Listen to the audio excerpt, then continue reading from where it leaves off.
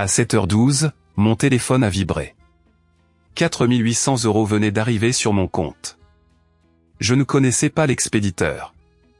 Puis un homme m'a appelé, « Rendez-moi l'argent immédiatement ». Le mardi matin, mon téléphone vibre sur la table de nuit. Il est 7h12. Je m'appelle Julien, j'ai 38 ans, et je pense d'abord que c'est mon réveil. Mais ce n'est pas mon réveil. C'est une notification de ma banque. Je lis « Virement reçu ». Mes yeux sont encore fatigués, alors je regarde une deuxième fois. Le montant est énorme, 4 800 €. Je m'assois immédiatement. Hier soir, mon compte contenait seulement 620 €. Maintenant, le solde dépasse 5 000 €. Sous le montant, je vois un nom, Marc Delcourt. Ce nom ne me dit rien. Je ne connais aucun Marc Delcourt. Je n'attends aucun paiement et je n'ai rien vendu. La première explication paraît simple. Quelqu'un a fait une erreur en écrivant un numéro de compte. Cet argent n'est pas à moi. Pourtant, pendant quelques secondes, je reste immobile. La vérité, c'est que j'ai vraiment besoin d'argent. Ma voiture est au garage depuis 2 jours. Sans elle, je ne peux pas facilement aller travailler à l'entrepôt. La veille, le garagiste m'a donné le devis, 2 300 €. Je n'ai pas cette somme. Je pensais demander un prêt à ma sœur, mais j'avais honte. Ce mois-ci, tout arrive en même temps, le loyer, l'assurance, une facture d'électricité et l'anniversaire de mon fils. Je calcule chaque dépense avant de sortir ma carte. Je regarde encore les 4 800 €.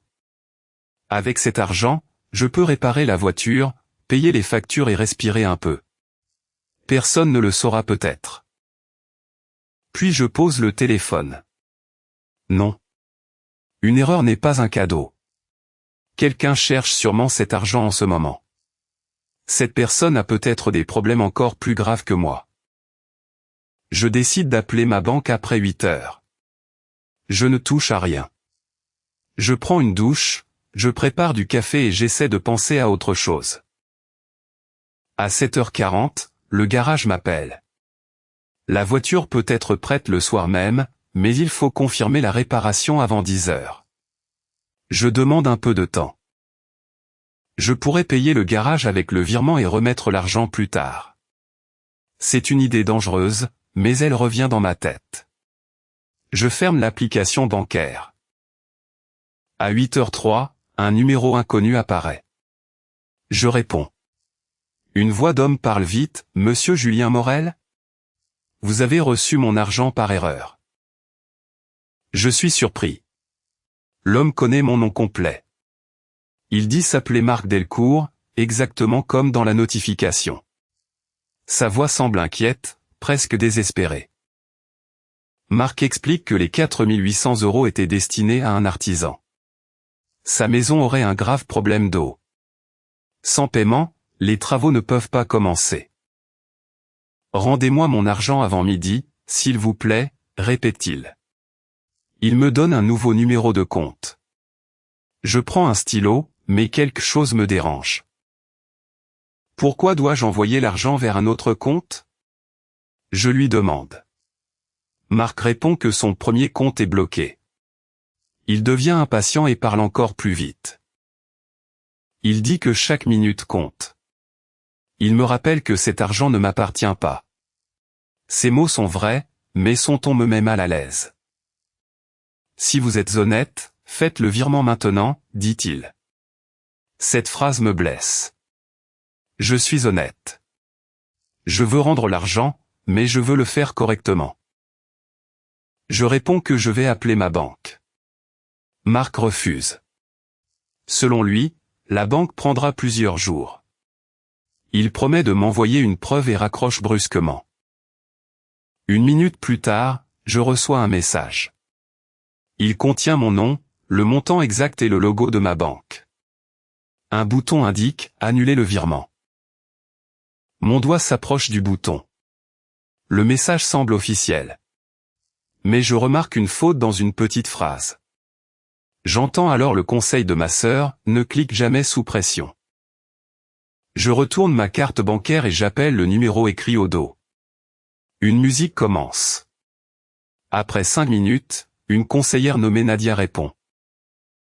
Je lui explique le virement, l'appel, le nouveau compte et le message. Nadia ne m'interrompt pas. Puis son ton devient très sérieux, « Monsieur, ne faites surtout rien. » Elle m'explique qu'un vrai remboursement doit être organisé par les banques. Si j'envoie moi-même 4 800 €, le premier virement peut ensuite être annulé. Dans ce cas, 4 800 € repartent une première fois vers Marc. Ensuite, la banque retire aussi le virement initial. Mon compte perdrait donc 4 800 €. Nadia vérifie le message. Le lien n'appartient pas à la banque. Le logo a été copié. Si je clique, une fausse page peut demander mon mot de passe ou mon code. Elle bloque temporairement les virements sortant de mon compte. Elle me demande de venir à l'agence avec une pièce d'identité. Je mets ma veste et je pars immédiatement. Dans le bus, Marc rappelle 3 fois. Je ne réponds pas. Il laisse un message vocal, « Je connais votre adresse. Ne m'obligez pas à venir. » Mon cœur bat plus vite. Comment connaît-il mon adresse? Je regarde autour de moi, même si personne ne semble me suivre. Je garde le message vocal comme preuve.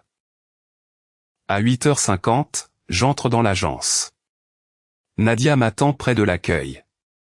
Elle vérifie ma pièce d'identité et me conduit dans un petit bureau calme. Le virement existe vraiment. L'argent est bien arrivé. Mais son origine est déjà signalée comme suspecte. Une autre banque demande maintenant de bloquer la somme. Ce n'est probablement pas une simple erreur de numéro. Nadia pense que le compte de la vraie victime a été utilisé sans son autorisation. Marc n'est peut-être même pas Marc. La banque sépare les 4 800 € de mon solde disponible. Je peux utiliser mes 620 €, mais pas le virement. Cela me rassure. Nadia me demande si j'ai donné un code, un mot de passe ou une information personnelle. Je réponds non. Je n'ai pas cliqué non plus. Elle sourit enfin. Mon téléphone sonne encore. Cette fois, c'est le garage. Je dois décider pour la voiture. Je dis la vérité, je ne peux pas payer aujourd'hui. Le garagiste accepte d'attendre. À 9h15, un autre message arrive. Il dit, « Votre compte sera fermé dans 30 minutes. Confirmez votre identité ici. » Le lien ressemble encore au vrai site. Nadia me montre le mot important, « Urgence ». Les fraudeurs veulent empêcher les gens de réfléchir. Ils utilisent la peur, la honte ou la promesse d'un gain. Elle me conseille une règle simple, quand un message demande de l'argent ou un code, attendre 3 minutes. Ensuite, contacter l'entreprise par un moyen officiel. Une banque ne demande jamais le code secret complet par message. Elle ne demande pas non plus de déplacer rapidement l'argent vers un compte prétendument sécurisé. Nadia prend des captures du message, du numéro et du lien. Je lui transfère aussi le message vocal.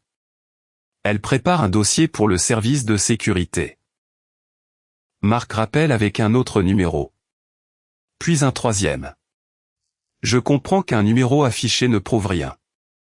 Une personne peut cacher ou modifier son vrai numéro. Le nouveau message contient mon ancienne adresse, celle de l'appartement où je vivais 2 ans plus tôt. Soudain, la menace paraît moins magique. Cette information existe sur un vieux document.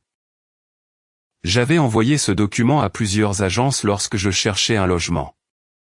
Une copie a peut-être été volée. L'homme possède des informations, mais il ne me voit pas. Nadia me conseille de signaler la menace à la police. Je vais au commissariat voisin. Un agent nommé Karim écoute l'enregistrement et note chaque numéro. Karim me demande de ne rien effacer. Les captures, les heures et les messages peuvent aider l'enquête. Je mets tout dans un dossier sur mon téléphone. L'agent a déjà vu une histoire similaire. Un virement volé arrive sur le compte d'une personne honnête. Ensuite, un faux propriétaire demande un remboursement vers un autre compte. Le piège fonctionne parce que la personne veut bien faire. Elle ne veut pas garder un argent qui n'est pas à elle. L'arnaqueur transforme cette honnêteté en urgence. J'ai eu de la chance. Si le garage avait accepté un paiement immédiat, j'aurais peut-être utilisé une partie de la somme. Si j'avais cliqué, j'aurais peut-être donné mon code. Je téléphone à ma sœur, Claire. Je lui raconte tout, y compris mes problèmes d'argent. Elle ne me juge pas. Elle dit seulement, tu aurais dû m'appeler plus tôt.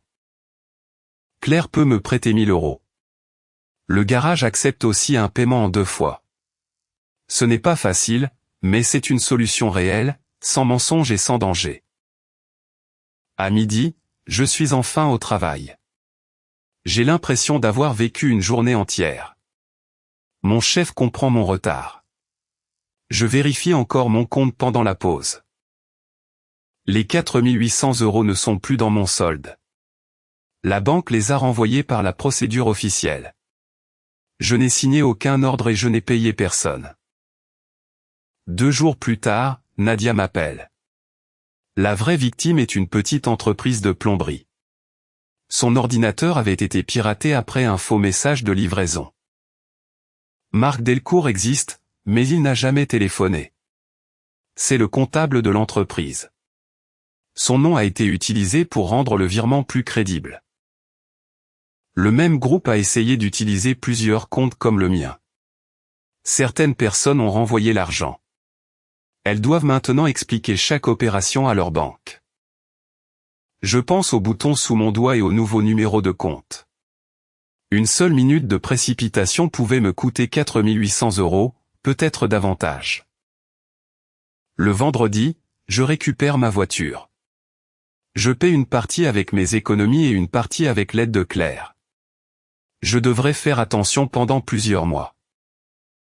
Cette dette ne me fait pas peur.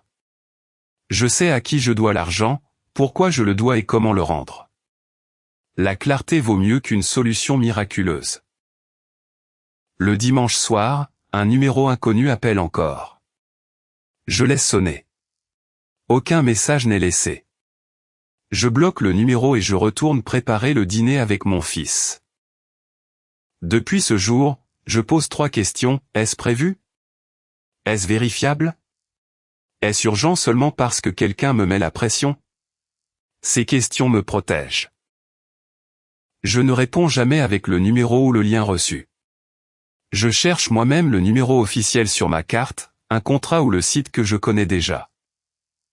Si un virement inconnu arrive, je ne le dépense pas et je ne le renvoie pas moi-même.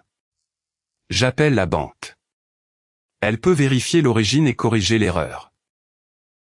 Je parle aussi plus facilement de mes difficultés. La honte m'avait presque poussé vers une mauvaise décision. Demander de l'aide à Claire était difficile, mais beaucoup plus sûr. À l'entrepôt, je raconte l'histoire à mes collègues. 2 d'entre eux ont déjà reçu de faux messages. Nous comparons les signes, urgence, secret, lien et nouveau compte. Mon chef imprime une petite affiche pour la salle de pause, stop. Vérifiez. Appelez vous-même. Elle est simple, mais tout le monde la remarque. Quand quelqu'un exige une décision immédiate, attendre n'est pas impoli. C'est prudent.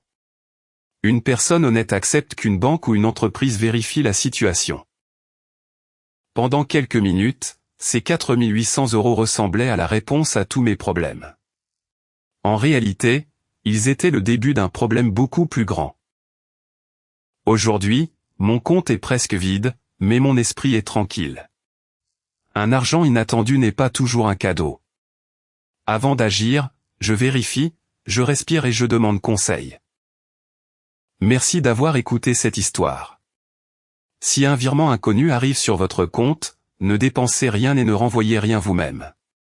Contactez votre banque avec son numéro officiel. Qu'aurais-tu fait à la place de Julien? Écris ta réponse et abonne-toi. À très bientôt.